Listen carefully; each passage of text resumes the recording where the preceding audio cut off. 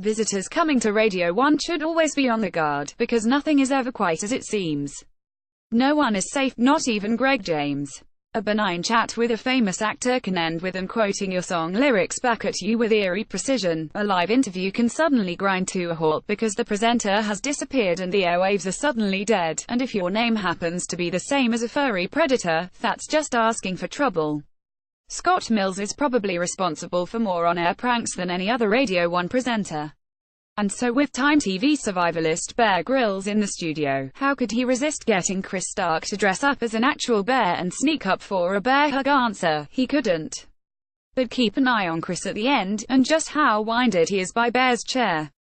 That probably would work in a forest situation, but it's devastatingly effective here.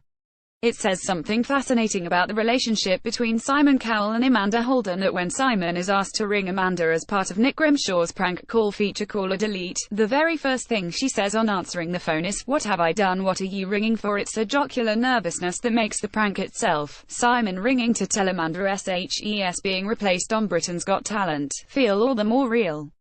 Strong nerves are required for this one. It's very satisfying to watch the tables being turned on a prankster, and after this deliberately awkward encounter with Chris Stark in 2013, Jennifer Aniston was more than willing to help Scott Mills stitch up his comedy partner. All she had to do is be the most awkward and obstructive interviewee she could possibly be, and watch Chris flap and faff as he tries to rescue a rapidly declining situation, and fails. It's not always clear just who is being pranked in the game alphabetical.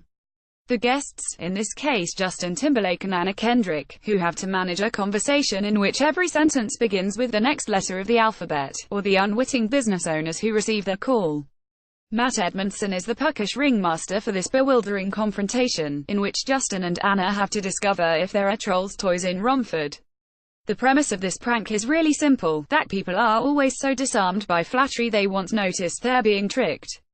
So when Scott Mills had Breaking Bad star Bryan Cranston in a studio with Molly King, he asked Bryan to pretend to be Molly's biggest fan, and even arranged for pertinent Molly facts to be piped into Bryan's headphones during their conversation. Watch out for him finishing her song lyrics, singing, no less, and naming every member of the Saturdays well, almost. Putting the SOS into 5 SOS, Scott and Chris set up an interview with 5 Seconds of Summer which the band believed was entirely live. So when the two hosts vanished in the middle of a song and didn't come back, the band did what any hardy showbiz pros would do, they stepped up and took over the show, dealing with fake news broadcasts and live calls from listeners as if this was just another normal day at the office. You may assume that it would be enough fun to watch Greg James' agonized expression as Keith Lemon conducts an impromptu through-the-keyhole investigation of his flat for the cameras, but there's far more to this clip than even this delightful setup would suggest.